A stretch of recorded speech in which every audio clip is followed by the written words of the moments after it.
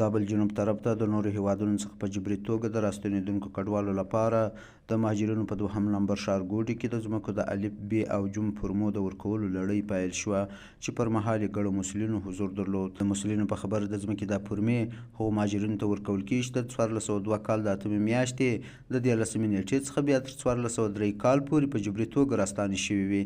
د زابل د کور او ښار جوړونې رئیس الحاج ملا دادګل مسلم وویل د مهاجرینو 2 نمبر ښارګوټی چې 4330 جریبه ځمکه لري هغو راستانه شویو مهاجرینو ته به توزیع کیږي، کوم چې د 1402 کال د 8 میاشتې د 13 نیټې څخه بیا تر 1403 کال پورې په جبري توګه راستانه شوي وي.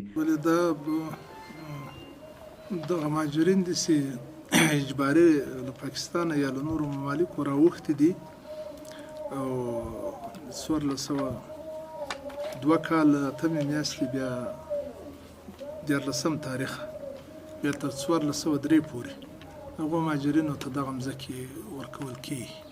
هغه اجباري بلل شوي دي. که تر دغه 15 ورځې مخکې راغلي دي څوک هغه نه پکې راځي او که له 1403 کاله شاته دي هغه نومان هم نشته پکې. دا ښارګوټی د مهاجرینو 2 نمبر ښارګوټی د زابل په عمدي کلات په جنوب کې واقع ده.